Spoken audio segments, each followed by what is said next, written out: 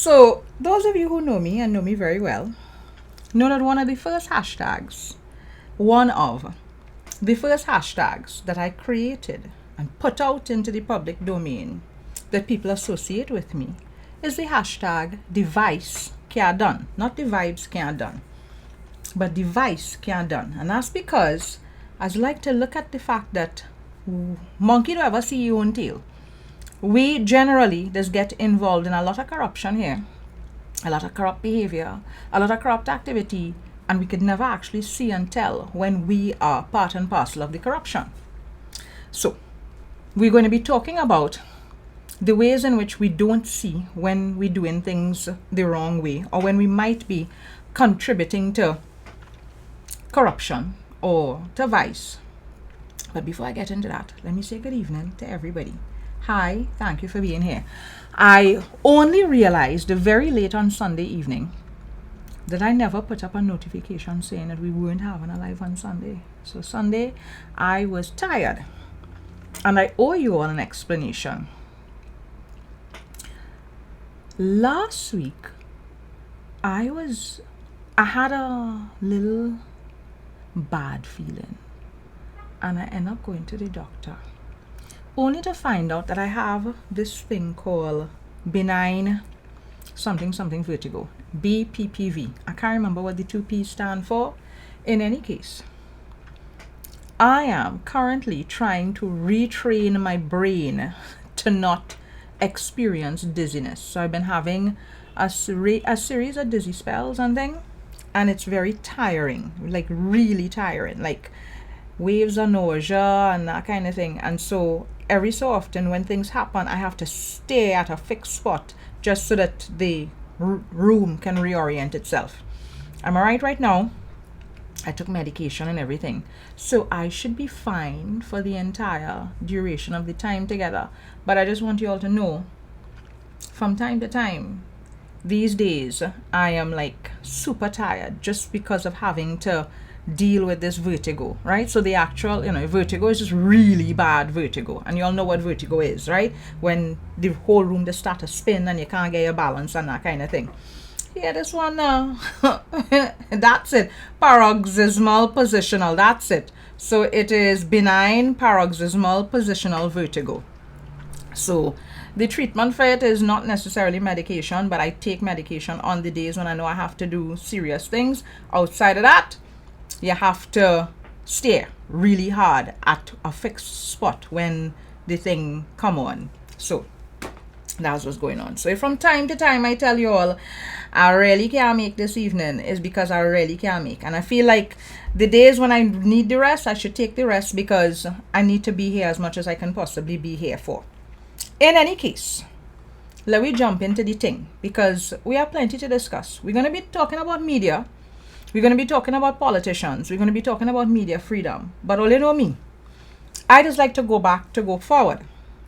And in going back to go forward, what I'm really doing with you all is practicing something that I do for myself as part of my regular day-to-day existence. I don't know if you all have ever heard of the term Sankofa.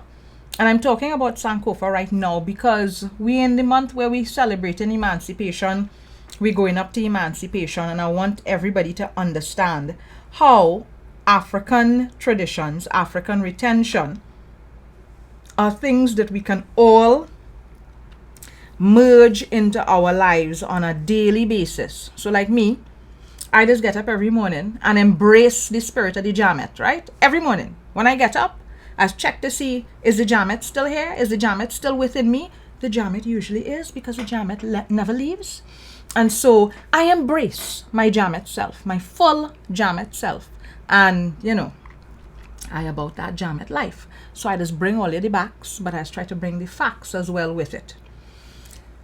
With respect to Sankofa, this is the thing I want to show you all. I want to show you all this symbol, because this symbol is so critical. Because I find the more grounded I get in retention and things from my own cultural space, the better I'm able to navigate the world, right? So let me show you this picture. This is, and of course everything, oh God, this is not what I want to do. It's not like I don't know what I be trying to do, you know. It is know what it is I'm trying to do. But it is just be trying to give me stress now. Right. Rain Man, you know reach? You know much thing happen already in the first 7 minutes of this live? You know reach? Anyhow, this bird here that you're seeing, that's the Sankofa bird. And I want you all to notice something.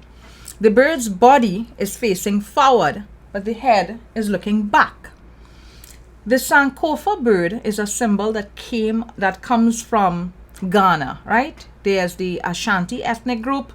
They have Adinkra symbols, Adinkra. So if you want, you can go and search up and look at other Adinkra symbols. That might be useful to you. And the positioning of the bird is very important, because in order to move forward, you have to look back. In order to be able to make progress into your future and to make your way into your future, you have to understand your past. And that's why the Sankofa bird is so important, because to go forward, you must understand where you come from. There's also a very interesting Yoruba proverb or Yoruba saying that says, the person who don't remember where the rain meet him will not remember where he takes shelter. Right? So people who have short memory, if when you reach by somebody's house to take shelter from the rain, you can't remember where the rain catch you, then when the rain stop and you move on, you will not remember that somebody gave you shelter when it was raining. And that is tied into memory, gratitude, amnesia, a number of things, right? So, to be able to move forward today and talk about media and press responsibility, we have to be able to go back. There's a reason there is this other symbol next to the Sankofa bird. That symbol that you are seeing there of the curves, that is also the Sankofa. And this is how this symbol, the symbol of the Sankofa bird, was retained in the New World. Everywhere you go, we have wrought iron fence with this symbol on it. And a number of our early blacksmiths in the Caribbean were West African persons, right? Persons of West African descent.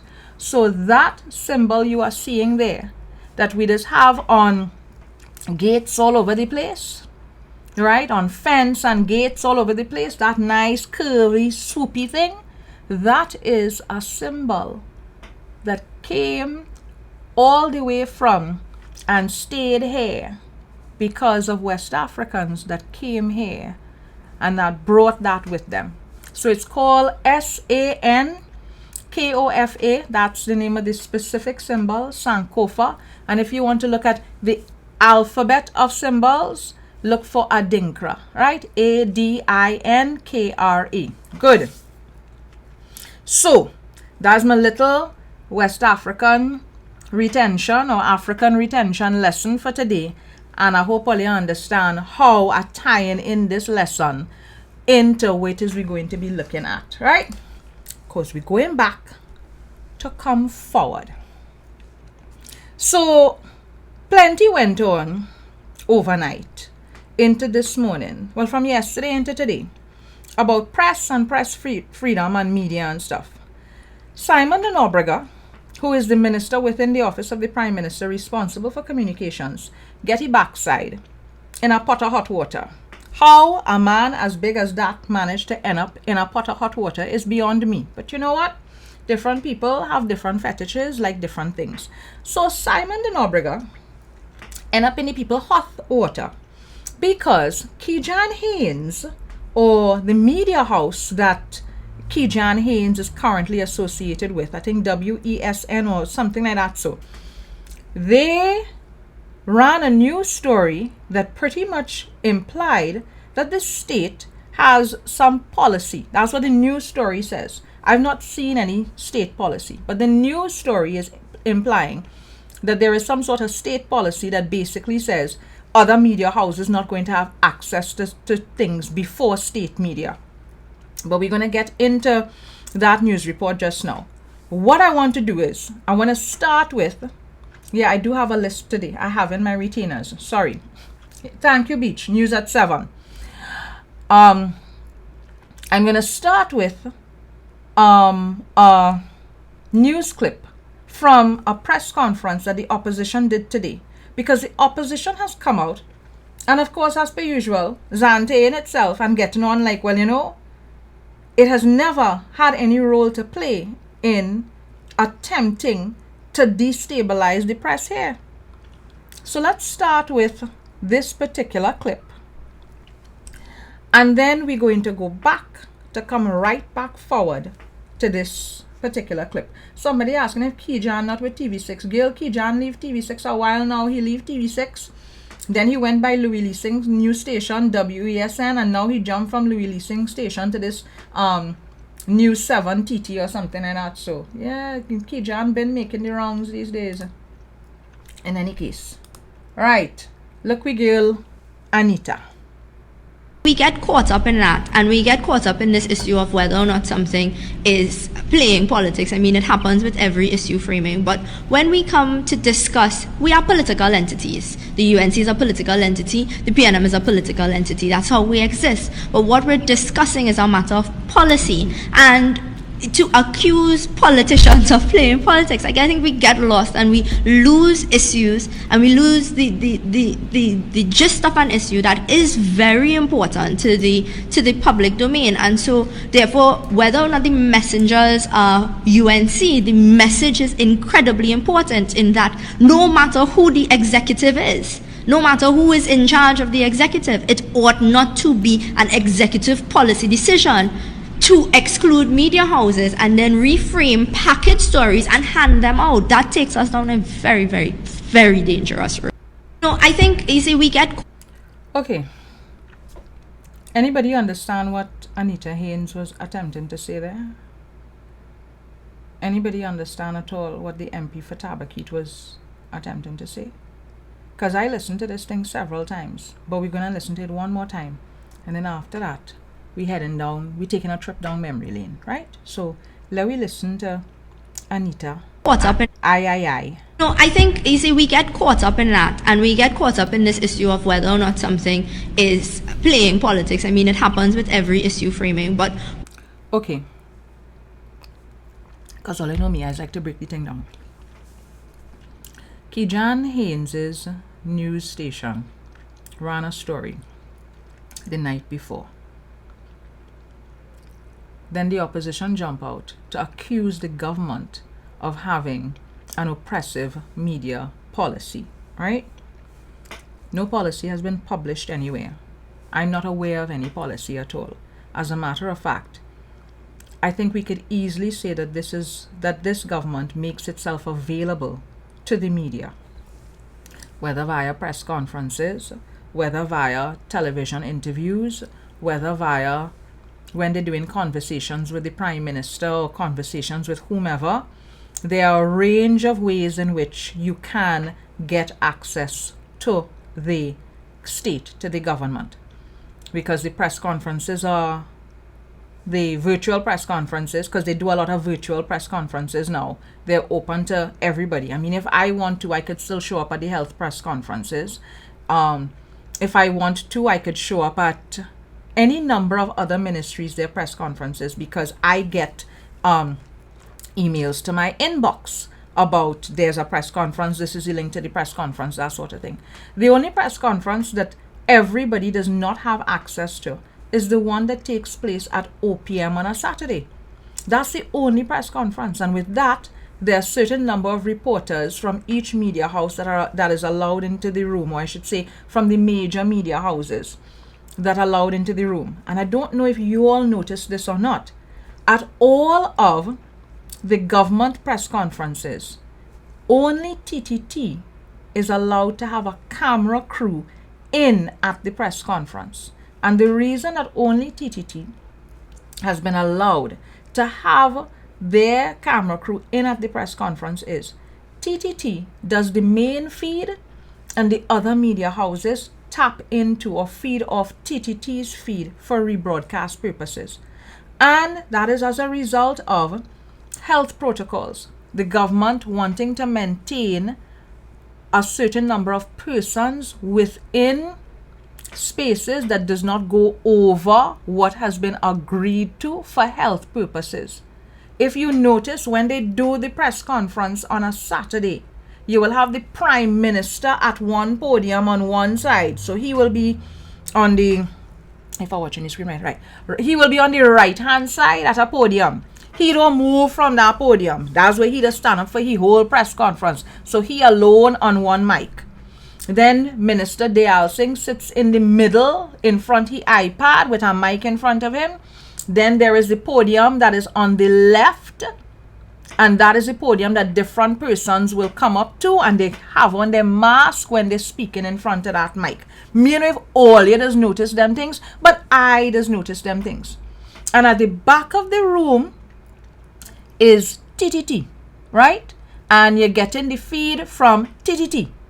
It is the same thing that happens at a number of other ministries when they are holding press conferences.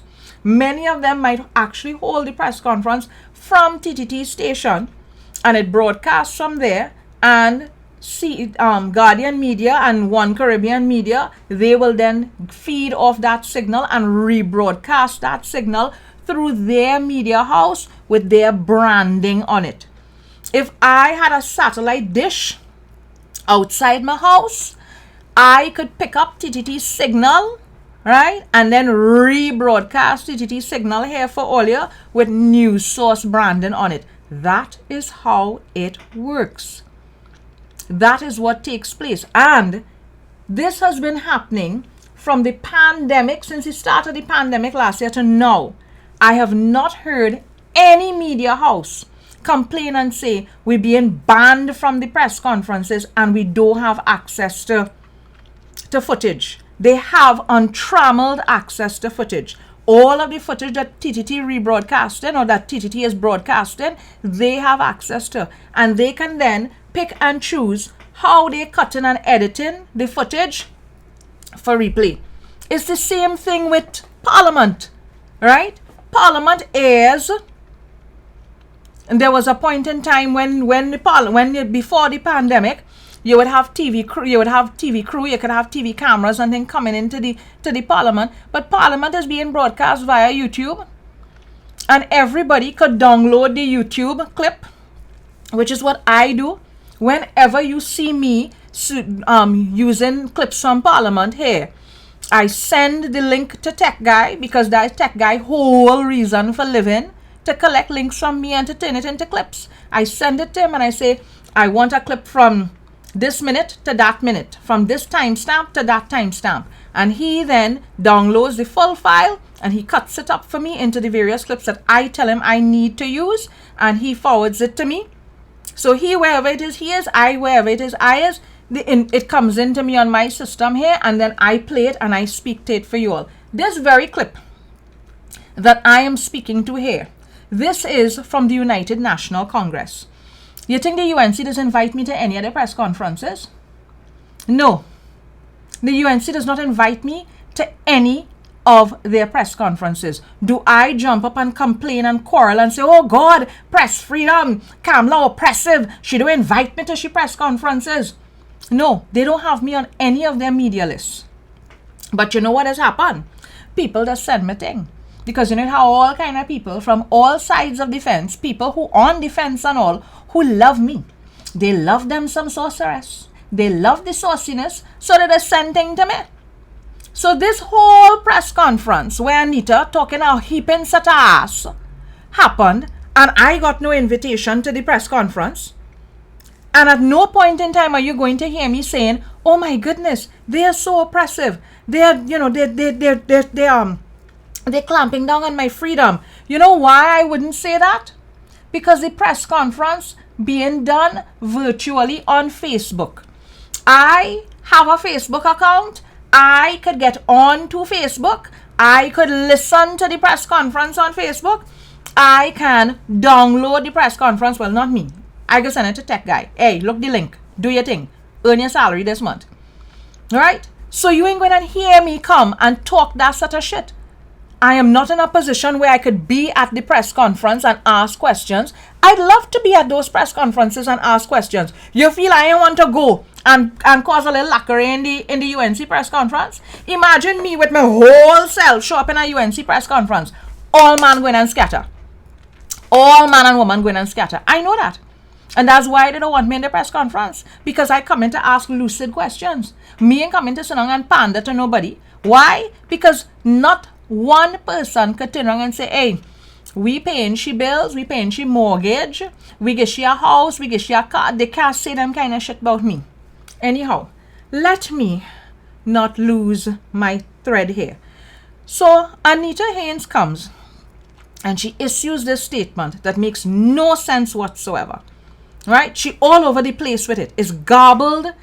It's incoherent. It making no damn sense. But what she really and truly trying to say without saying, because she knows that there is no policy they can point to from the state that blocking any media houses in any discriminatory way. She knows that she can't come out and say that because it will actually be inaccurate. So she dancing all over the thing and trying to say it's not political, and I don't understand why people saying political, and it's not about whether it's political, and it's not about who's sitting down in the executive, it's about the policy itself. But she can't talk about what exactly the policy is because nobody has a policy, right? So let's go down the road a little bit, because the UNC does forget, Not only does the UNC forget, and the forgetting on the part of the UNC is a deliberate forgetting.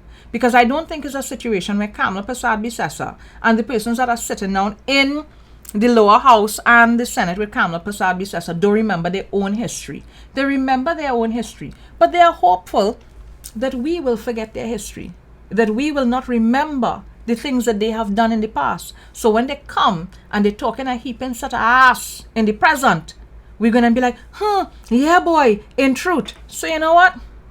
No. We're going back, folks. This is 1998, right? We're going back to 1998.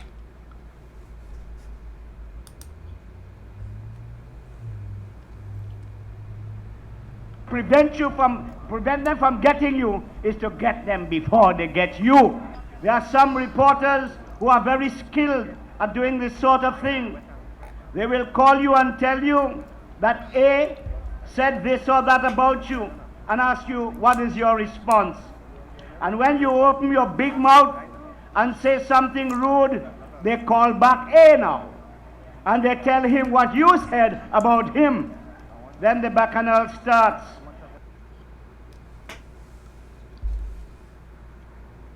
The only way to prevent them from getting you is to get them before they get you.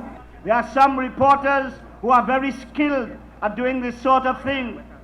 They will call you and tell you that A said this or that about you and ask you what is your response. This is 1998. By this point in time, Basdeo Panday had gotten himself into a shit ton of trouble with media in Trinidad and Tobago. There had already been the infamous "that's insulting" statement made to Natalie Williams at an outdoor interview, where she had asked him questions about the $100 million Incogen deal, because she'd asked him about that deal and why the deal was so expensive. And of course he went at her, and that's insulting.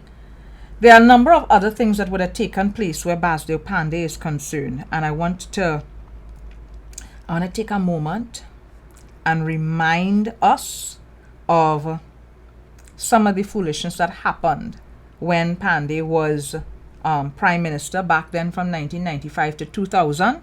Because I see in persons asking, what about Natalie Williams? And that's who I'm referring to, Natalie Williams, with a "that's insulting" statement. But there is this, goodness gracious me. Right, this is from February 1998. I want to let us see this. right? From February 19. So attacks on the press in 1997, Trinidad and Tobago. And this is from Reference World. And it's a journalism report that was done. So the Committee to Protect Journalists, Attacks on the Press in 1997, Trinidad and Tobago. And it was this would have been available from February 1998. And it talks about Pandey feuding with the media since taking office 2 years ago and trying to soften his rhetoric at the end of 1997. And in May of that year, would have published a report titled "Toward a Free and Responsible Media." So there was an attempt to create some sort of document, and actually get it into law. So since the 90s, there has been an attempt to bring law and legislation. It would have started under the United National Congress, an attempt to bring law and legislation to create a code of ethics for journalists in the country, right? This would have happened under the UNC. I want all it to be clear on this. The United National Congress is the person who would have then raised this issue of a green paper, of creating a code of ethics.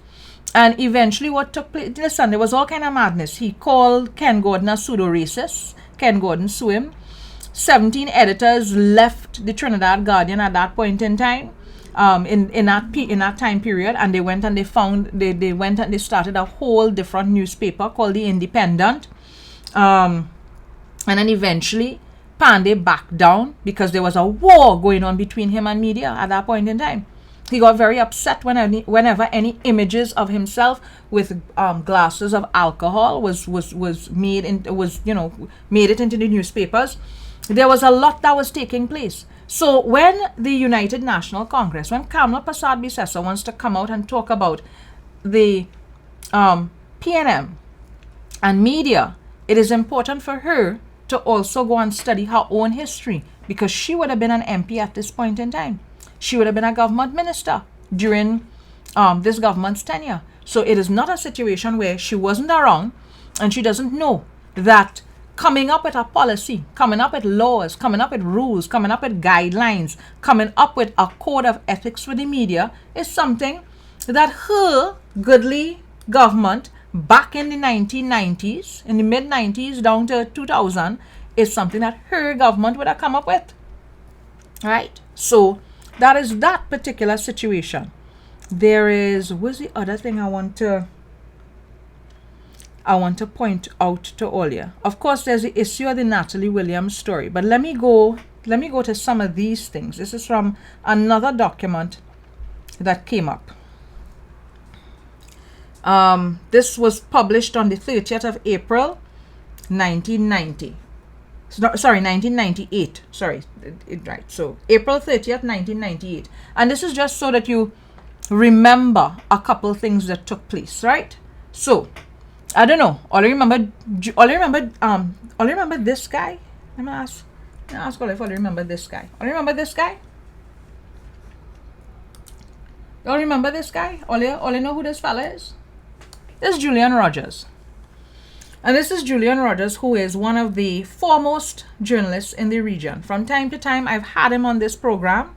We've discussed regional issues. We've discussed the state of media. There are a number of things we've discussed. He is somebody that is a friend of mine, and I am proud to call him a friend of mine. Julian Rogers was attacked and kicked out of Trinidad and Tobago by a UNC government. So, to Matt, because Matt jumped out himself this morning, and to the opposition, I want to remind all you of something. This is from that report. Various sources have indicated that Prime Minister Basdeo Pandey has demonstrated his displeasure with the program directed by Rogers. On one occasion, the Prime Minister accused Rogers of broadcasting telephone calls by people who do not support the government. The Association of Communication Media of Trinidad and Tobago stated that the Ministry of National Security's refusal to renew Rogers' work permit goes against the spirit of integration of the Caribbean. They also said that the case smells of political interference, right? Remember, his work permit was not renewed because he's not a Trini citizen, right? He would have been here as a CARICOM national, and he was on Morning Edition. I remember the final show that he did on Morning Edition. He played the song Caribbean Man, and he had Peter Minshall, if I am not mistaken. If my memory serves me right, it was Julian Rogers and Peter Minshall, and they were on the program talking about what is a Caribbean man. And it was Rogers' last program because he was kicked out of government. Sorry, kicked out of the country. Not kicked out of government, kicked out of the country. Who is the next person I want to talk about? This is Jones P. Madeira. Right? Pandey had responded to criticism in The Guardian of his government by branding as a vicious, racist, and spiteful the newspaper's editor-in-chief, Jones P. Madeira. I don't know if anybody remembers that Pandey called Jones P. Madeira a racist. Right? And this would have been back in 1996, right? February 2nd, 1996. The Prime Minister has called on the owners of the newspaper to dismiss Madeira and has urged members of staff to write the chairman of the conglomerate of which The Guardian is the flagship and ask him to send Madeira home. In the meantime, Pandey has refused to see any Guardian reporter, answer any questions faxed to his office, or any phone calls from the newspaper. He has also requested his cabinet ministers to refuse to have anything to do with The Guardian. Pandey's standard response to all questions or requests from The Guardian is to ask or write, is Madeira still the editor-in-chief? This was February 2nd, 1996. Not too long after that, that is when 17 persons walked out of The Guardian and went and started the independent newspaper. Right? So that is, this is me helping the UNC to help itself. I want the UNC to remember that it has a long and vibrant tradition of media oppression in this country. What's the next thing I want to look at? All you know this fella? All you know him? This is a person as most like to be interviewed by when I get onto TV6. Back in the day when TV6 used to still invite me on the Morning Edition program. Right? Once they invite me on Morning Edition and he there, I know fireworks, because I like, if he feel he could give me jamming, I could give him jamming back. I just like a good fight, right? As like a struggle. Me, I want to come and you're passive and the thing easy. No. I don't want it easy at all. We like it hard and rough. That's how we like it. So when you call me on a program and I hear Fazir is the man who going and interview me, I'm ready. As a matter of fact, I feel one of these days I must reach out to Fazir and ask Fazir if he will come on News Source and do a interview with me. Right? Because when Fazir and I meet up, is love in the house. Only love in the house. But remember how Fazir lost his work? Anybody remember that Fazir lost his work? Anybody remember that Suraj Rambachan, who was then the Minister of Foreign Affairs, get upset that Fazir Mohammed made a statement about him or made comments about him, gave commentary on Suraj Rambachan. And next thing you know, is fired. The man get fired. So, this would have been November the 12th, 2010. Right? All you know me, I just like to have my information, like to have my facts. So, November the 12th, 2010. Trinidadian talk show host Fazir Mohammed has spoken out about his controversial firing from the state-owned CNMG. Remember, it was TTT, then it became CNMG, now it come back to TTT. When Fazir was at the State Media House, his ass get fired because Suraj Rambachan was very upset about the fact that Fazir made some statements about him. Mr. Mohammed was fired days after an interview with the country's foreign minister, during which he raised questions about Prime Minister Kamal Passa's comments about Trinidad and Tobago aiding its storm-ravaged neighbors. All you remember, the Trinidad is not an ATM story? All you remember it? Trinidad is not an ATM? Anybody remember that? Right. The Trinidadian government and station have been at pains to point out, well, it should actually be Trinbagonian, eh? I'll make out my t-shirt, eh? Trinbagonian, not Trinidadian, Trinbagonian. Both I repping both islands. The Trinbagonian government and the station have been at pains to point out that Mr. Mohammed was not fired but was removed as part of a realignment process. That is when the People's Partnership, was using fancy words to explain a lot of foolishness. So misstep is when corruption take place. Misspoke was when Madam lie. And realignment is when there was firing people left, right, and center. There was a lot of firings that took place in that first year. So the program is now being co-hosted by Andy Johnson, who is the head of the Government Information Services. This is what media restrictions does look like. This is what an attack on press freedom does look like. But let me go a little bit further. Let me see if I remember. Who remember this fella? Tell me who remember this fella. Who remembers this fella? What's his name? Tell me what's his name. Let me see who remember this fella. I waiting and checking out the comments. Come, all moving slow with me here. Who remember this fella? This is Jamal Mohammed. All remember Jamal Mohammed? This is, if I am not mistaken, this is Nafisa Mohammed's brother, right? Jamal Mohammed. All remember he get a little Kobo sweat as a senator? Right, he get a Kobo sweat as a senator under the UNC. And when he get a Kobo sweat as a senator under the UNC, I think they made him Minister of Communications, right? And while he was there as Minister of Communications, he had a little contretemps with, of all persons, this gentleman. All you know this gentleman, right? Everybody knows who this gentleman is. This is Dominic Kaliprasad. The Dominic Kaliprasad. Jamal Mohammed. So this happened October 26th, 2012. Right? October 26th, 2012. Trinidad Express. So Communications Minister Jamal Mohammed yesterday apologized for his attack on the media through personal emails to Express and TV6 journalists. Imagine you so upset about what is happening in the media, you lost the keys to your whole head and sending emails to media houses saying he did not know he could not divide his personal and professional portfolios. On Tuesday, Mohammed sent another private and confidential email to TV6 head of news Dominic Kaliprasad, not in his capacity as government minister, but, as Jamal Mohammed said in the email, an insignificant Muslim coolie from Samoa. Mere say it, That is how Jamal Mohammed, then Senator, then Minister of Communications, that is how he identified himself. And do you know why he identified himself this way? He identified himself that way in that email because, of course, he looking to gaslight people and play the victim card, right?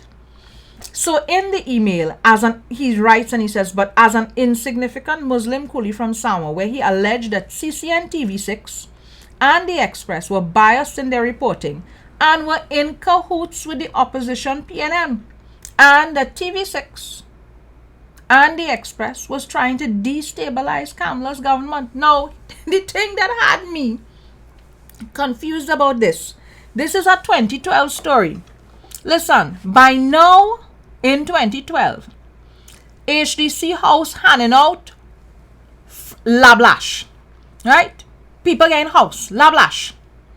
People getting national awards. And when I say people, journalists getting house, lablash. Getting national awards, lablash. Getting voucher and food card and money in envelopes and things. All of these things are documented. Documented. It is not a situation where I'm making anything up. We're talking about documented stuff here. So, let me move from that to where does I want to move to now. Let me talk about the Christmas hampers and them a little bit, man. Let me talk about the Christmas hampers and them a little bit. Let me go into some of the stories that I would have saved.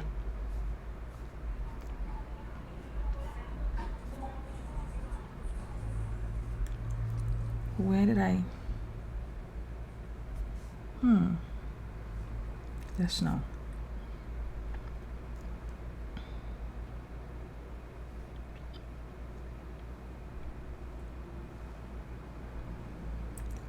Where I put that story?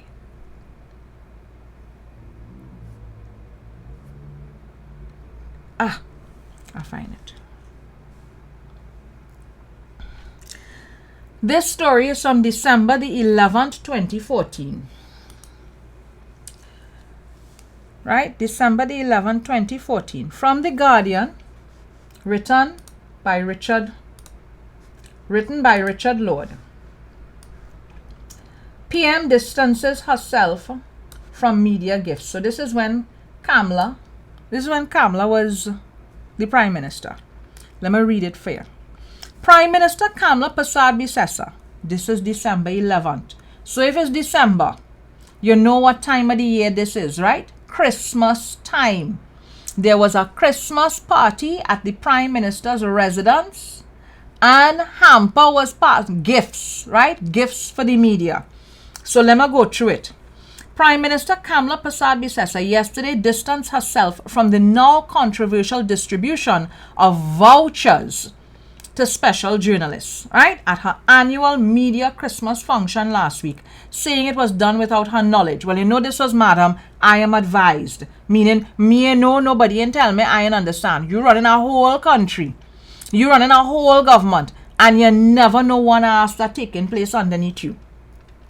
So saying it was done without her knowledge. So somebody brave enough under you to be giving out voucher. Who signed for them vouchers? Because if you're giving away vouchers, all of these things is be linked to or aligned with votes, right? Accounts that you could be pulling money out of. So you trying to tell me that at office of the Prime Minister, it had people who was just giving away voucher lablash and they never okay nothing with you? Nobody come to you to say nothing at all? So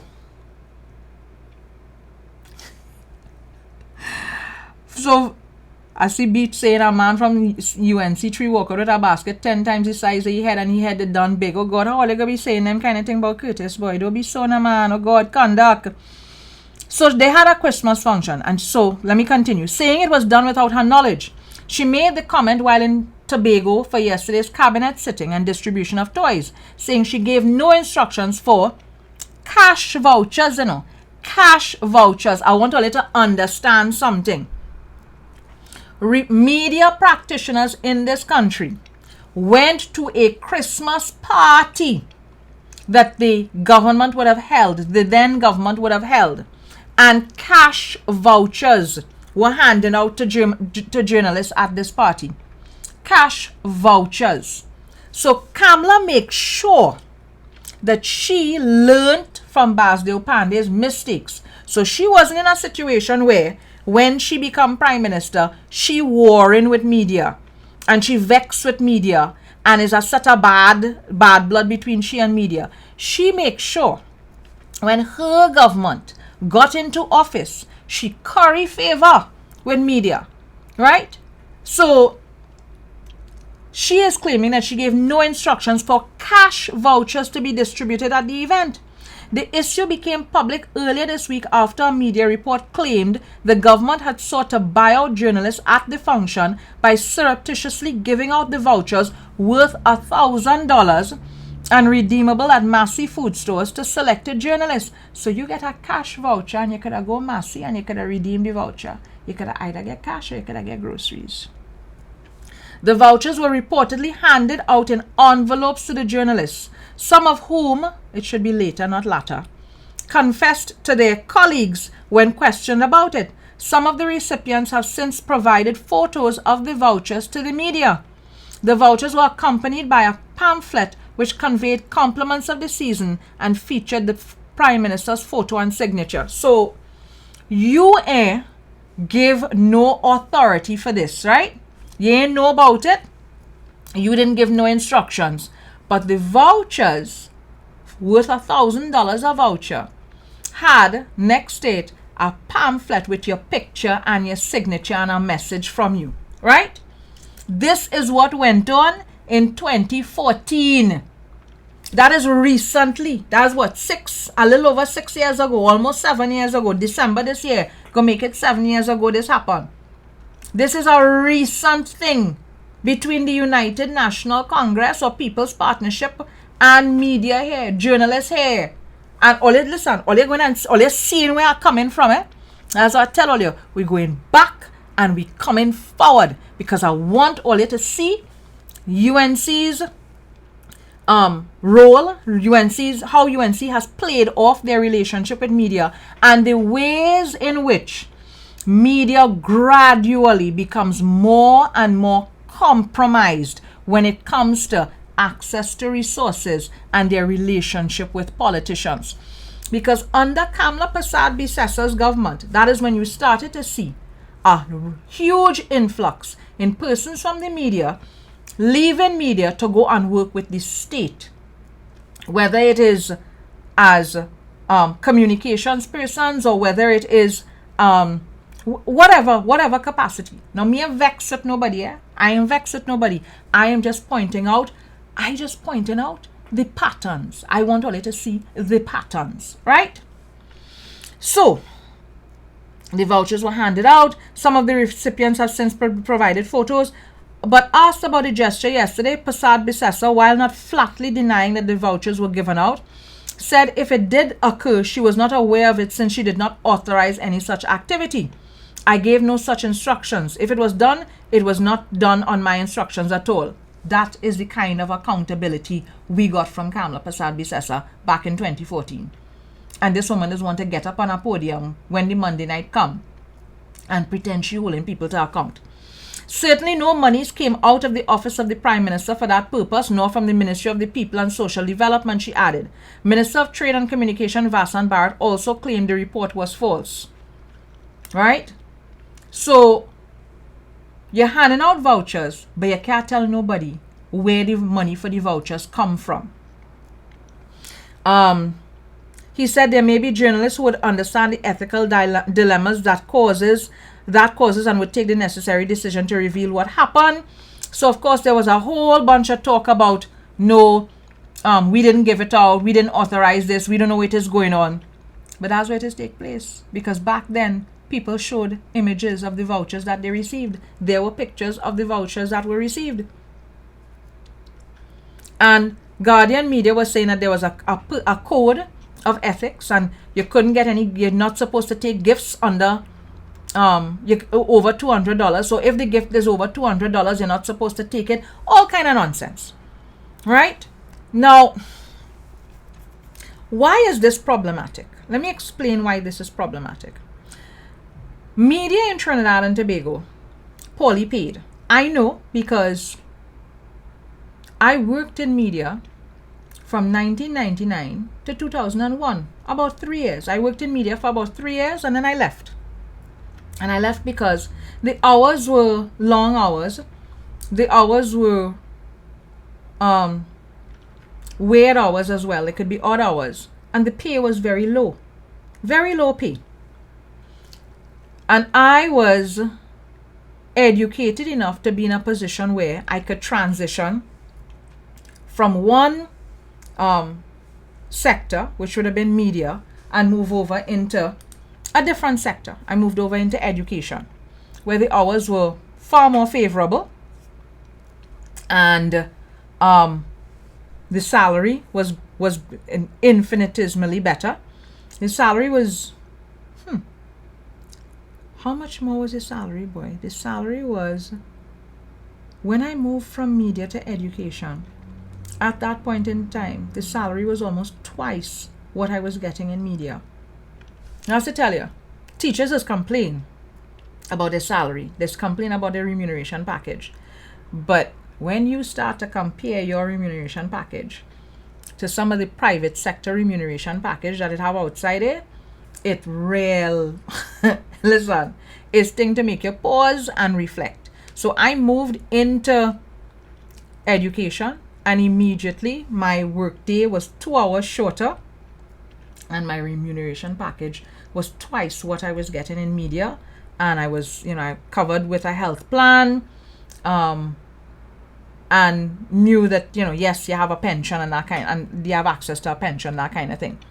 And those are very critical things for people when you begin your work life. So that is the Christmas hampers. I don't know if all you remember. There's another thing I want a little troll your mind back to.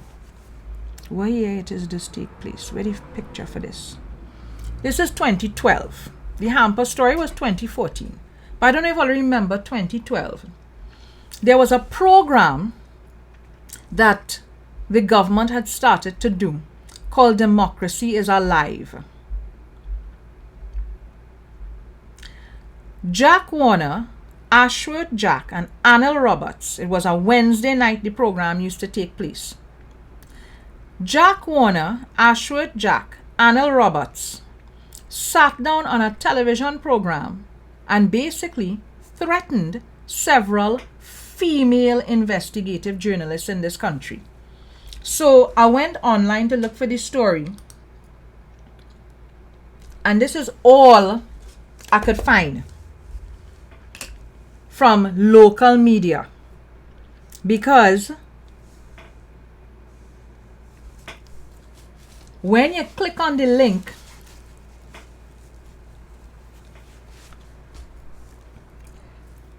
the story not showing up at all.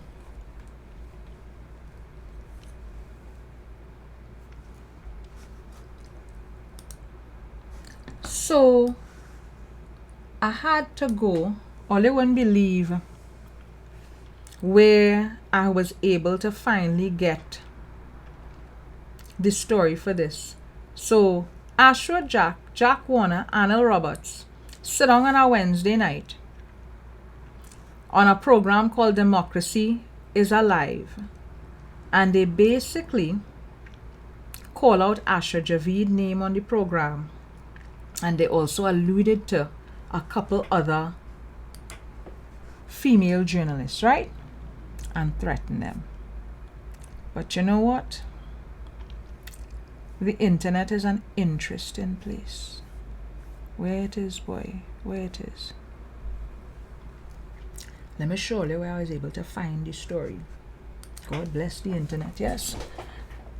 On a Guyanese news site, right? So the Starbrook News, the Starbrook newspaper, back in September 2012, the same date that the Guardian have this story for, but you can't find the link to the story dead in the Trinidad Guardian, right?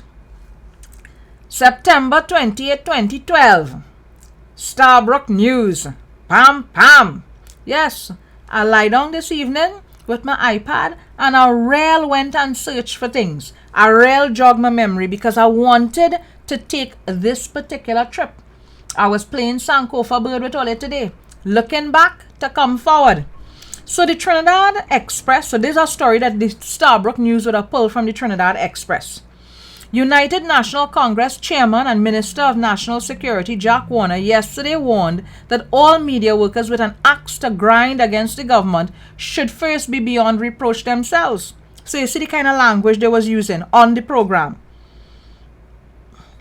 If you are going to attempt to expose people, then be above reproach. So they're basically telling journalists, you can't write stories about the government unless nothing can be said about you. What people's personal lives have to do with the professional job that they're doing. If the responsibility of the journalist is to write investigative stories, how you could come and say to them, well, if your personal life muddy, you can't come and write a story about me. Actually, you know what? Let me bring it home. Let's say let me see, what is that doing? Let me see how with the people man, right? If I were the people man, what I'd have to do with whether or not I can come here and deliver a balanced story to you all, a researched story to you all, evidence and facts, what my personal behavior have to do with whether or not I can execute this particular task here properly, right? And that's what Jack Warner come with. Basically saying what? He noticed a most deceitful trend where media reporters use their position to push an agenda and saw where the media were compliant with the opposition People's National Movement.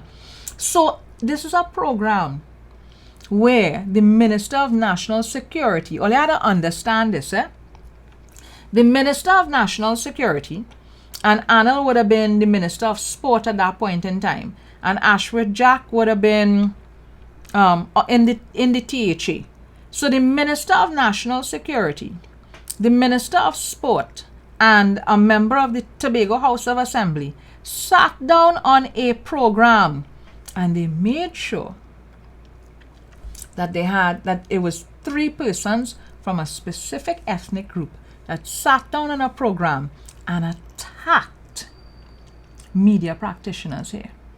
Because of course, the People's Partnership understood only too well that it was seen as an Indo-centric government. So it did not want a situation where it was associating its Indian identity with attacking the media. So what did it do? It positioned persons that were Afro-descended to sit down on a program called Democracy is what, boy?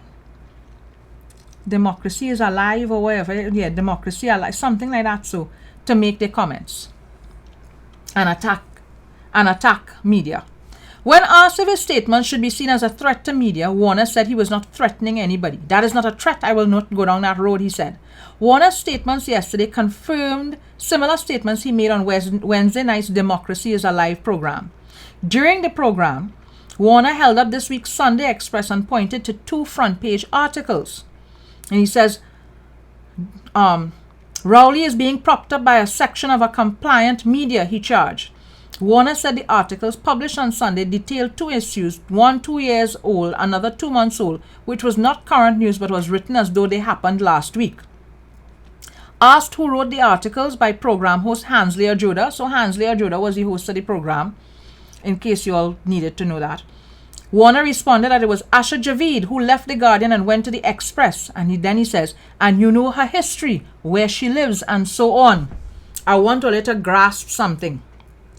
A Minister of National Security is sitting on national TV,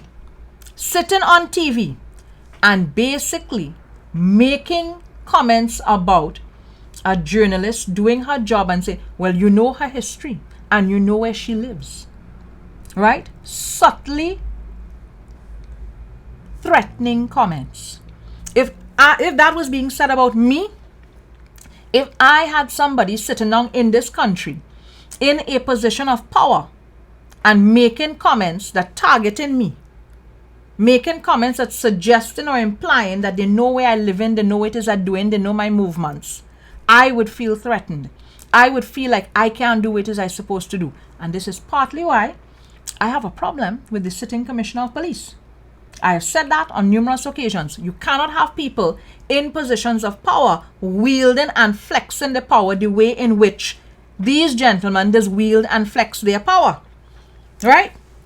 So Jack Warner comes and he does this and he starts talking about, how much money the various media houses making. He started to talk about various journalists, and they were very upset about what investigative journalists from the various media houses were doing. Again, this is the UNC's track record with media. Right? So let's see in the links where I want to go to now. Now there's this other story from 2016. I'm going to find the link to this story. This is a story I think most people will be familiar with. The one about the HDC homes. I didn't have time this evening to go and find back the documents that would have shown that Anna Ramdas has a deed to an HDC house, and that it was actually Devant Maraj's wife, Crystal Maraj, then wife, because they're no longer married. His then wife, who would have been the person that was her referral, who did her referral letter, all right, for her to be able to get through it with the HDC house.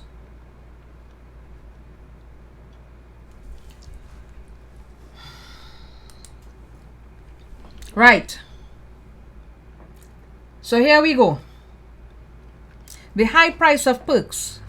And this is an article. This is a column that would have been written by Suniti Maraj. And it was written by Suniti Maraj about the story, the investigative story that Asha Javid would have done about HDC houses, that there were a number of persons in the media in receipt of who would have received HDC homes. So this is Anna Ramdas, right, who does cover the UNC for the Express. That she beat. Some people have beats like political beat, sports beat, features, business. Anna Ramdas beat is UNC. Wherever it is going on with the UNC, she does make sure that the stories get into the papers. So there's a particular paragraph I want to get to.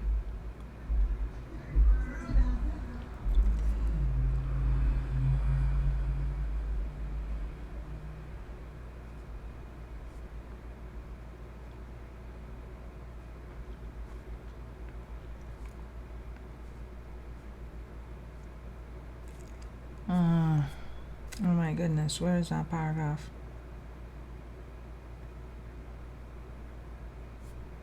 Okay.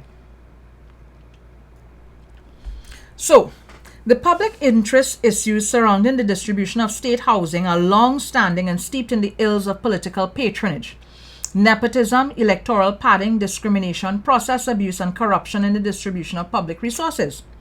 What makes Javid's report newsworthy is the possibility that media workers may now constitute a favored group for state housing. For media workers who played by the rules and received houses, the report has been galling. Darren Bahau, a news editor at the Trinidad Guardian, was prompt in providing details of his case, because apparently Darren Bahau, apparently he's in receipt of a HDC house, and offering up his personal files for public scrutiny.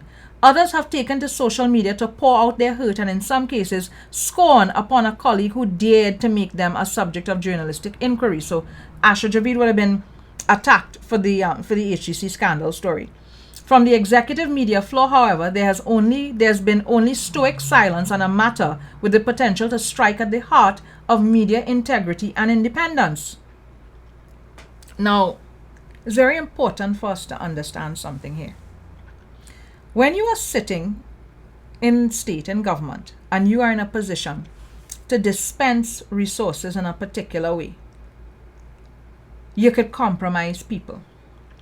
Right? You could compromise people because you could get people in a position where they feel they can only do they have to do certain things to be able to gain favor. Media salaries here, as I told you before, are low salaries. It's not high salaries at all.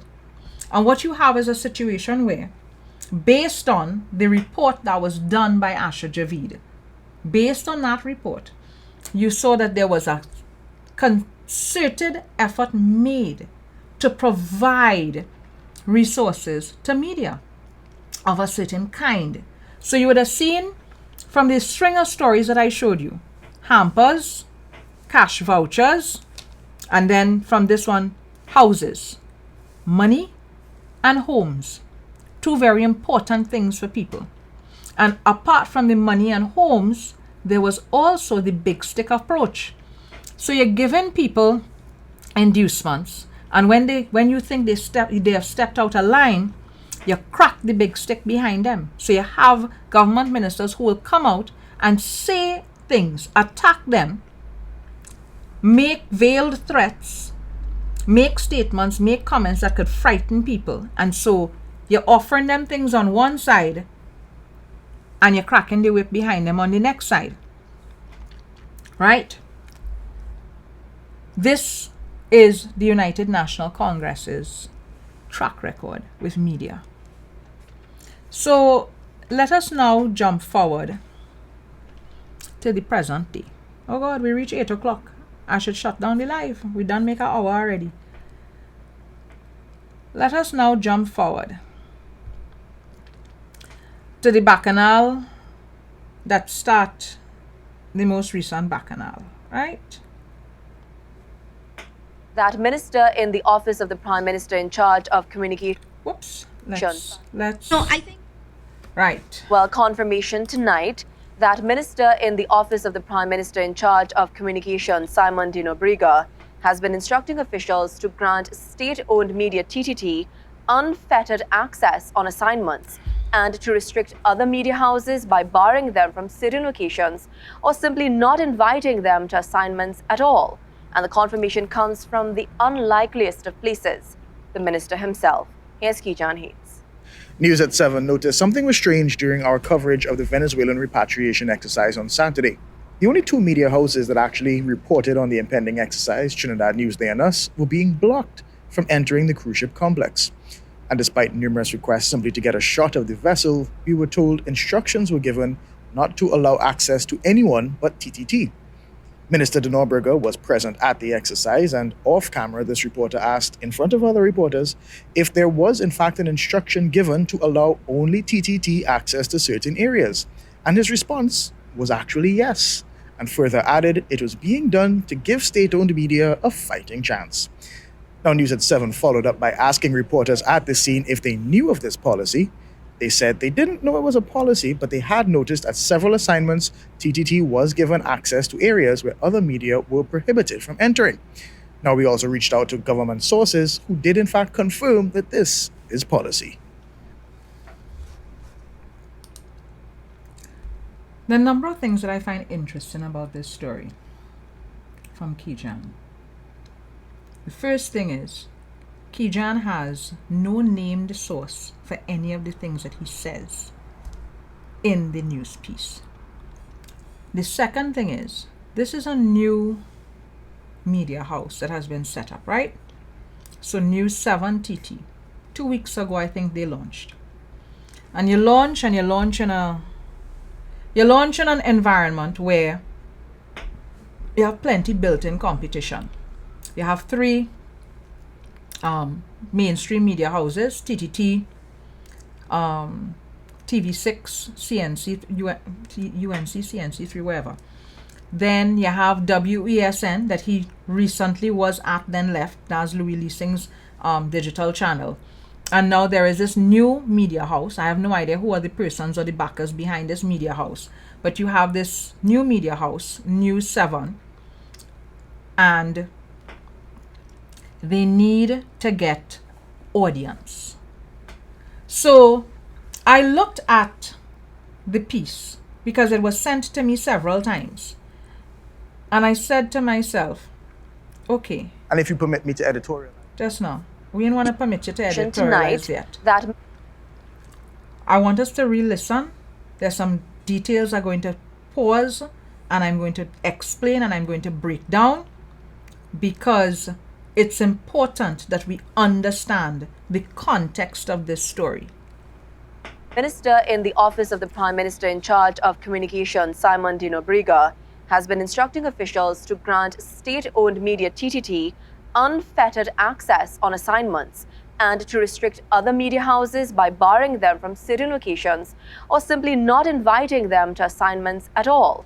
And the confirmation comes from the unlikeliest of places, the minister himself. Here's Kijan Hayes. News. So the news anchor says that the confirmation comes from the minister. Tell me, actually no, ask yourself for the rest of this where you actually hear the Minister of Communications saying any of the things that the news report says, or where you hear a direct quote like Kijan Hayes giving a direct quote that says Minister de Norberger says blah blah blah blah blah. Because even if we don't have Minister de Norberger's voice on this saying whatever it is Kijan is saying that he said, there should be a direct quote. Because when you are a journalist and you are citing people, if I going to be telling all you what Simon de Norberger said at an event, if I don't have him here doing an interview, if I don't have a voice note from him to play, I will then ask, can you send me a quote that I can read out? And I asked the minister for a quote. So I have a quote here from Minister de Norberger that I could read out for all you in the course of what it is we're doing here this evening, so that you all can know what Minister de Norberger has said. So in this clip, as I continue to play the clip, I want all you to look and see where all you hear either Minister de Nobrega make the statement or where you hear Kijan directly quotes the minister. 7 noticed something was strange during our coverage of the Venezuelan repatriation exercise on Saturday. The only two media houses that actually reported on the impending exercise, Trinidad Newsday and Us, were being blocked from entering the cruise ship complex. So, pay attention to the fact that there are only two media houses that were at this event.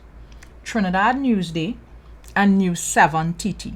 Only two media houses. And they are not, by any stretch of the imagination, the two major media houses. What you have, Newsday, News 7. Where was Express? Where was Guardian? Where were any of the other? Because I mean, Guardian is a media house that actually was carrying, probably still carries, I'm not sure, a whole pull-out section in it that is Spanish language for the Venezuelan community. So how could something like this be taking place and those other media houses are not there? And let me explain how that is possible. Because there was no press release inviting media to cover the event. There was no press release inviting media to cover the event. Do you know how they ended up? No, TV6 was not there, Michael. To the best of my knowledge, TV6 was not there. They would have gotten footage afterwards from TTT. TTT's cameras were there. Newsday reporter was there. And News 7 reporters were there. And that's because the event was actually organized by the Venezuelan embassy. Right? By the Venezuelan embassy. And the Venezuelan embassy would have invited state media to be present to do whatever coverage needed to be done. And then state media would have passed on footage to the other media houses. So because the event was being organized by the Venezuelan embassy, no invitation to media was extended in no wide way. Now let me explain to all you how a Newsday reporter happened to be there. The Newsday reporter apparently is linked and tied into the Venezuelan community here in Trinidad and Tobago.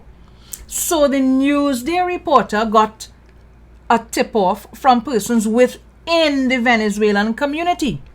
The question I would now have is, how did Kijan get the tip-off? Because the Venezuelan embassy did not extend an invitation to the wider public.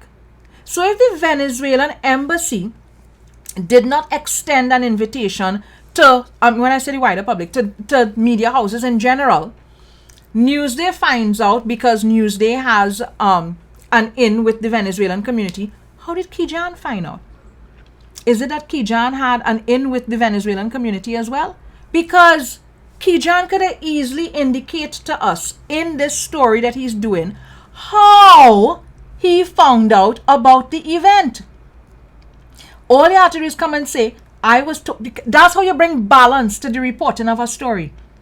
Right? If you're going to report and say the government keeping us out of this, then explain that it is not a government arranged event. It was an event arranged by a different government entirely. It was an event arranged by the Venezuelan government because it was repatriating its own citizens. And courtesies were extended to the state media, Ministry of Communications. They were there covering the event and would have been providing media footage, right? Because they don't create package. So this comment that, how she name, Anita Haynes makes in that garbled comment that she made early on, that I played for you all early on, about they shouldn't be making packages to distribute packages because it would already be edited. Listen, TTT don't make and distribute packages. You ask TTT for the footage, TTT go send you the footage. That is what will take place. TTT don't make no package for me. If I need footage, I go ask. If it's footage that they already have up on their website, on the either YouTube channel or their Facebook page, I will download the link. But I felt that the noise that was being made about this issue and the way in which the issue was being blown out of proportion to make as if this is an event that the state had organized. The state did not organize this. The Venezuelan government organized this, right? Through the Venezuelan embassy. Let me make that clear. Next, people start to make a set of old noise, right? So, the Venezuelan embassy would have organized this on behalf of its government back in Venezuela. I would imagine that the other persons that would have been present would have been like the Ministry of Foreign Affairs, the Ministry of, personnel from the Ministry of Communications would have been there to do the coverage. And I want all to troll your mind back to 2018, when we did the registration of Venezuelan immigrants. Did we have any media houses inside the Queen's Park Oval? We had no media houses inside the Queen's Park Oval. All media houses had to line up on the road outside the Queen's Park Oval and wait for when people reach outside the Oval to ask them if they're willing to give their story, yes or no. The only media that would have been on the inside of the Oval would have been state media. That's the only media that would have been on the inside. And back then, you wasn't hearing anybody talking about oppression of the media, right? Press freedom and oppression. And no, nothing like that taking place. So, let me finish the news clip because I have a couple other things I want to talk about. And despite numerous requests simply to get a shot of the vessel, we were told instructions were given not to allow access to anyone but TTT. Now, who all you think them instructions come from? Because what Kijan is attempting to do with this news story is give the impression that the government give them instructions, right? But if the Venezuelan embassy is who arranged the event and our government playing host here in covering the event and facilitating the event, the Venezuelan embassy gets to call the shots. So if the Venezuelan embassy says, no, only state media allowed to be at this thing, covering this thing, how are you going to be getting on as if is the government of the Republic of Trinidad and Tobago calling the shots at this event? Only look Kijan reach and say that I'm not trying to be accurate. Kijan, you make any effort to be accurate, boy? Tell me who it is organized and arranged the event, Kijan. The government of the Republic of Trinidad and Tobago arranged and organized this event for the repatriation. Why ain't tell people who invite you or who tell you about the event? Why are you behaving as if there was an invitation to media in general to come and cover the event? Why ain't give people the full story? But you show up on my live. In any case, let me show you how it's done. Minister de Norberger was present at the exercise, and off camera, this reporter asked in front of other reporters if there was in fact an instruction given to allow only TTT access to certain areas. And his response was actually yes, and further added it was being done to give state-owned media a fighting chance. So, an off-camera, off-the-record remark is made by Simon de Norberger to Kijan Haynes, right? Let me tell you what Minister de Norberger said to me, because I asked him the question and he said, unfortunate that Kijan took the statement seriously made by me. It was light-hearted, it was a joke, it was off the record, and it was supposedly off the record at the departure of the Venezuelans. He said, given the large numbers and in keeping with the health protocols, it was decided that only TTT and the information division would have access. However, the Director of Government Communications has been instructed to ensure that all footage of the event be made available to all media houses once they requested same. As Mr. Haynes knows very well, there is no policy that provides or affords the state-owned media or any army of the information division preferred or exclusive access to any events. I'm surprised that Kijan would infer otherwise. So that's the statement. That's what was sent to me by Minister de Nobrega when I asked him if he cared to weigh in on the issue. Now, there were a number of press releases that flew back and forth with the Minister of Communications, as well as from the office of the from the opposition leader, and again from Minister of Communications. The thing that has me upset about this is you claim that you were not that you claim that media was not invited to cover the event. That gives the impression that there were some media houses invited and other media houses not invited. If the Venezuelan government, if the Venezuelan embassy on behalf of the Venezuelan government is organizing an event, it gets to determine who is going to be present and not present. This is a country where we have repeatedly shown how xenophobic and racist we can be towards persons from Venezuela, towards Venezuelan immigrants. We have held protests in this country to tell Venezuelans go back home. We have said nasty things about Venezuelans here. We have exploited and abused Venezuelans in this country. We have not been very welcoming to the Venezuelan community in this country. Is it any surprise that the Venezuelan embassy, on behalf of its government, would arrange an event and want to keep the event as low-key as possible? I ain't saying quiet. I ain't saying radio silence. I am saying low-key. And so what would have taken place is Foreign Affairs would have been invited to the event. Ministry of Communications, or was it Director of Communications, Director of Government Communications, according to Minister de Nobrega, they would have covered the event, and they would have covered the event and provide footage to other media houses, which is not atypical at all. It's very typical. There's nothing new or weird or strange about that. So I have a couple questions here. When Kijan says that what the government has done is cheating, how are they cheating? Because cheating implies that something unethical happened. But if it's an event that was that was organized by the Venezuelan embassy, and they indicated this is how we want the event to run, how is that cheating? If Kijan Haynes found out about the event from some source, why did he not indicate how he found out about the event? Why is this report only indicating that media houses were not allowed to come in and get footage? Why? Now, News at 7 followed up by asking reporters at the scene if they knew of this policy. They said they didn't know it was a policy, but they had noticed at several assignments TTT was given access to areas where other media were prohibited from entering. Name the events.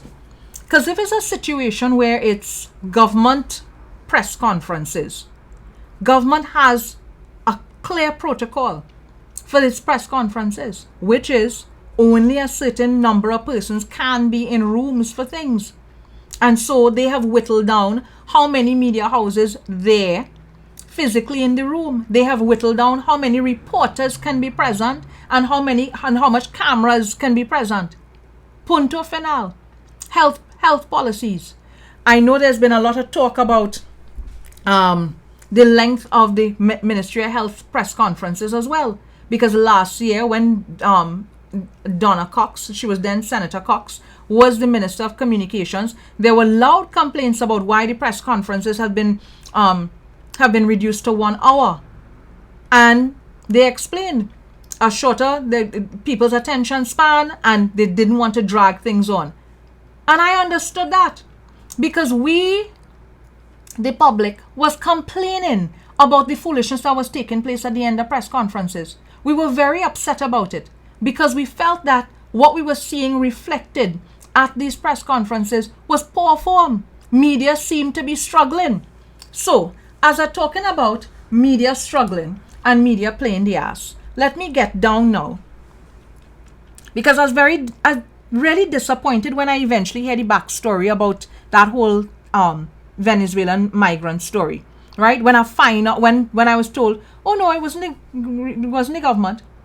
It was really the Venezuelan embassy, right? And the government was asked to be a part of it, yes, but they were meant to cover things in a particular way, etc., etc. And there was no invitation issued to all media to let them know this happening, come down and cover the event, right? So let me get down to the last. Oh my goodness, kill me dead. I had downloaded the footage here. Right. So this happened at today's press conference, right? We now go to Newsday for. This happened at the press conference today.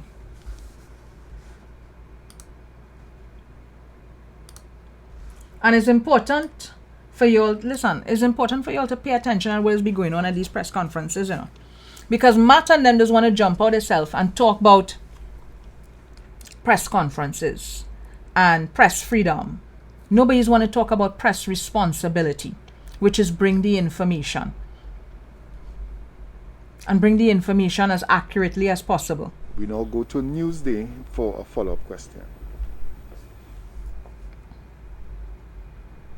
Newsday, good day. Can you hear me? Hello? Yes, we can. Good morning. Right. Okay, great. Good day, everybody. We'd like to know, can one now say that since May, that COVID is the #1 killer or #1 cause of death in Trinidad and Tobago, just how we would have traditionally said, say, cardiovascular illness or diabetes?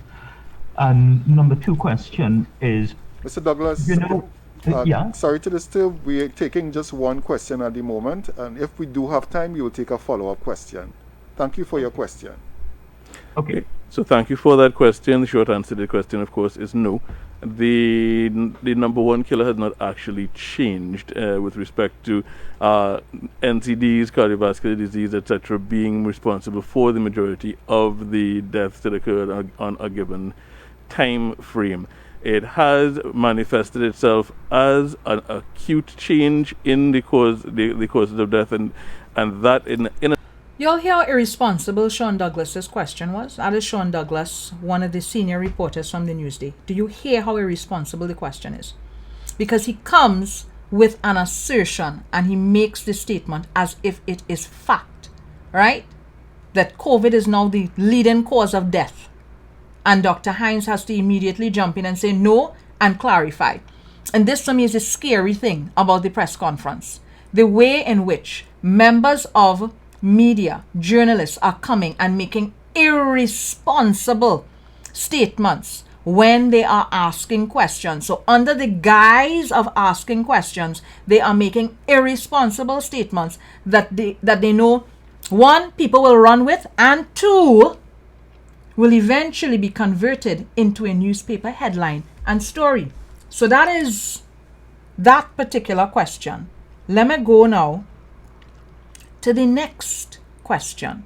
Then where the first thing from? Right. No, this is it this one? Hi, good morning again. I just wanted to follow up. Oh no, next one. I want to get to the first question from Prior Bihari. Right? Prior was in his element today because Prior come with a whole inaccurate piece of data and put it to the panel as if it is fact. I can't understand the extent of insult it is to come and tell people who are at the top of their game in terms of public health and epidemiology, you just come in with wild data, willy-nilly just so. Now move to AZP News. Good morning. Good morning, Prior Bihari, azpnews.com. My first question, I wanted to find out, Trinidad and Tobago has one of the highest death rates due to COVID-19 in the world. Has the ministry done an assessment to find out why is this? All you hear that assertion? Let me rewind it for you. Oops. That's not. Find out, Trinidad and Tobago has one of the highest death rates due to COVID-19 in the world. Has the ministry done an assessment to find out why is this so? Are we treating our patients in ICU differently, or what are some of the factors that has led to Trinidad and Tobago having one of the highest, if not the highest, death rate of COVID-19 in the world? That's my first question, and I would like to ask my second question after I get a response to this, please. Thank you. No, please ask. If you could ask the second one, please. Yes. My second question will be based on the answer I get, you see. I don't know what the second question is at this point. Okay, so we'll come back to you for your second question. So as of this morning prior, and just for the listening and public and the I want you all to listen to the CMO's response. And I'm glad that he said just for the listening public, because he understood immediately the level of mischief that question was, that in quotation marks question was promoting, because Pryor makes his comment as a statement of fact. He doesn't ask if we have one of the highest death rates, He says we have one of the highest death rates. And then he goes on to ask, the real question he asks is, are we treating patients differently? Right? So he puts it out there as a statement of fact. So the CMO has to now come and refute what Pryor is saying. That's the level of mischief that's going on there. So listen to what the CMO has to say, please. viewing public. Trinidad and Tobago does not have the highest death rate in terms of case fatality rate in the world. It spans all the way from countries that have very low death rates, 0.1%, all the way up to 14, 15 and beyond. There are some countries that have death rates in the 20s. Again, and we discussed this at the Prime Minister's conference on Saturday, it depends on the people that are being infected. We look at the profile that we have in Trinidad and Tobago in terms of the epidemiological profile of the people that are being infected. We have a very high prevalence rate of diabetes. Dr. Hines has said that we have seen a large proportion of the people over 60 being infected. 85% of our deaths have occurred in people over the age of 50. Those under 50 that have succumbed to the illness have also been, to the most part, with a few exceptions, had comorbidities of some type, diabetes, asthma, or some other illness. So it depends on who is being infected. Trinidad would have had a death rate of about 1.7 in phase 2 and continuing into the early parts of phase 3. In the recent past, it has gone up to 2.75, which is similar to the UK, similar to other countries around the world. It matters who is infected. So if the 33,000 people that were infected so far belong to a group of people 20 to 40 years of age without comorbidities, our death rate would have been much lower. So we have been saying from day one that we need to protect the vulnerable population. Our vaccination campaign had launched with phase 1, which are the vulnerable people, those with comorbidities, those over 60 with comorbidities as well. And we are trying all of this to protect the vulnerable ones so that we give them the best chance of survival. And we're asking everyone who belongs to these populations to continue to be vaccinated as the only and the main way, public health way, to protect yourself and your loved ones. So let me tell you what is problematic about what is went on there with Pryor. From the jump, we have been talking about comorbidities. From the jump, we've been discussing the fact that persons who have particular health challenges are at higher risk than persons who don't have these health challenges. And that's one of the reasons when they started vaccination, they insisted that vulnerable senior people, of course health workers, so essential healthcare workers, vulnerable persons and persons with comorbidities ought to have been the first set of persons to get vaccinated. Mind you, remember, media jumped in front and went and get vaccinated very early on and still continued to publish stories that was creating fear amongst persons who needed to go and get vaccinated. Biden had to go back down that road right now. So we have known for the better part of a year that persons with comorbidities are the persons most at risk. We also know that if we're not distancing and we're not wearing masks and stuff, we're going to increase the possibility of the virus spreading. So if you increase the possibility of the virus spreading, you have new aggressive variants of the virus in the country, like the P1 variant. and you have persons with comorbidities, wouldn't you expect that you have the perfect mix there for the death rate to go up? Yet Pryor comes and makes the statement that he makes. And listen, that's not the only thing. Pryor does it a second time. In the same press conference, he comes back in to ask his second question. And with his second question, he goes right back to reiterating this thing about the highest death rate in the world. Good morning again. I just wanted to follow up with my initial question in terms of the high death rate in Trinidad and Tobago of COVID-19. You see, does it again. Even though the CMO would have clarified for him before what would have taken place, he comes right back and he repeats it. So I'm telling you this. Brace all yourself. The next narrative, or the narrative for the rest of the week into next week, is that Trinidad and Tobago has the highest death rate, right, in terms of COVID-19. And it also should come as no surprise that Sean Douglas had a question about whether COVID is now the leading killer. So expect to see, in all of the noise that you're going to be hearing and seeing for the next 5 to 10 days, COVID is the highest killer. We have the highest death rate with respect to COVID. Expect to see those lies being repeated, and just remember the truth that the CMO would have stated, or the facts, the information that the CMO would have stated. So I know a lot of people stop looking at media conferences. I don't agree with not looking at the media conferences because there's always a lot of valid information there. As a matter of fact, people just come and ask me questions, inbox me questions, or bounce me up somewhere and ask me a question. And it's something that has already been answered at the press conference. I think it's important for us to at least follow the first half of the press conference, even if you don't follow the question and answer. I follow the entire press conference. And I follow the entire press conference because I have seen the ways in which information gets skewed and distorted and then repeated in the public domain by persons who want to make mischief.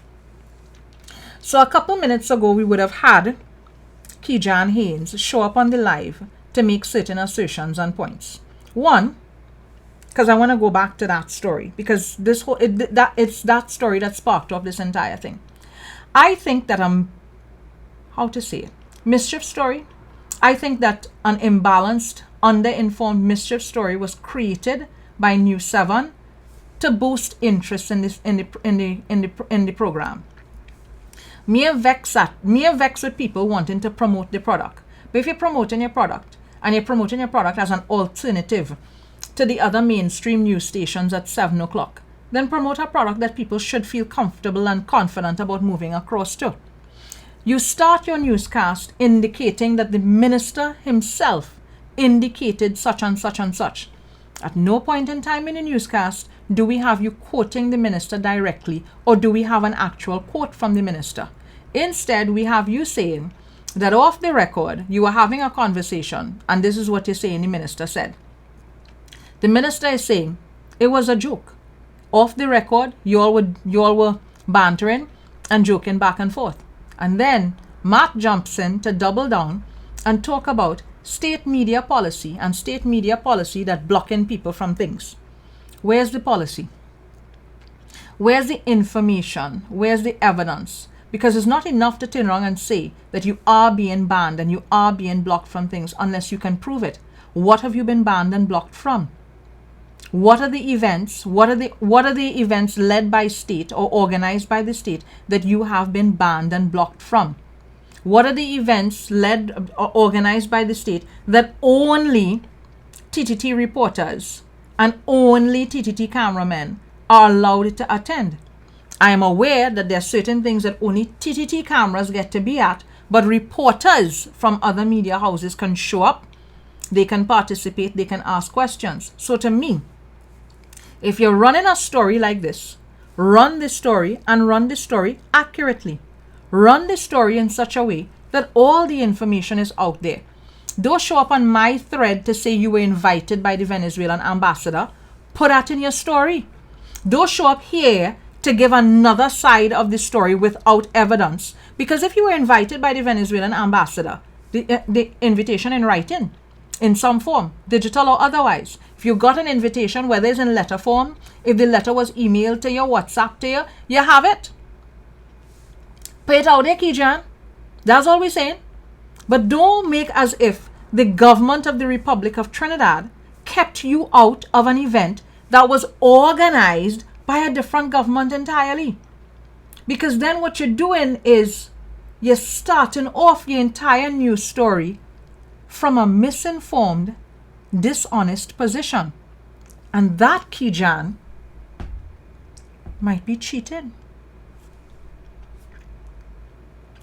So I hope you all enjoyed this trip down memory lane with me, because, you know, I just enjoy the little trips down memory lane with all you too. All right? And, yeah, you know, I hope you all enjoyed the program. So on Friday, we're going to be talking about ancestral trauma, basically the ways in which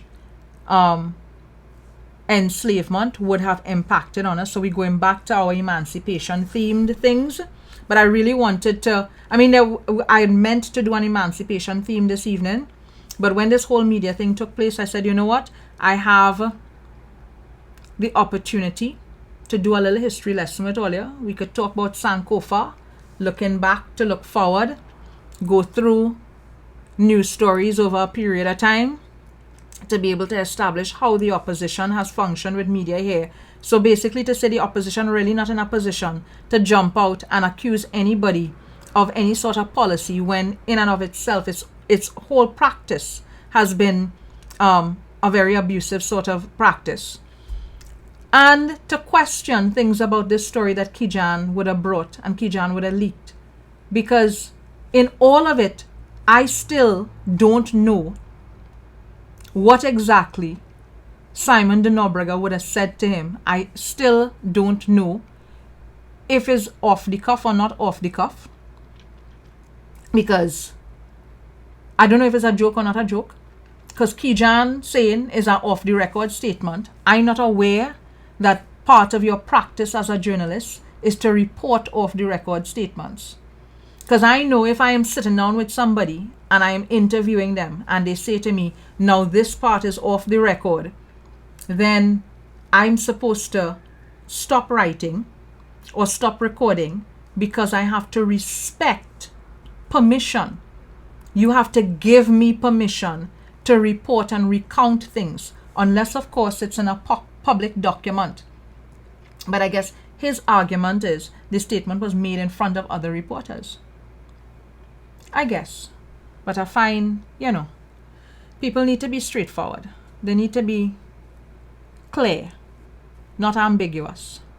So I will see you all on Friday, when I think we're going to have a really, really fun discussion about ancestral trauma and intergenerational trauma and the ways in which enslavement has, since back then, the things that would have happened to persons on estates from since back then, how those things impact on our behavior even now, several hundred years later. All right, folks.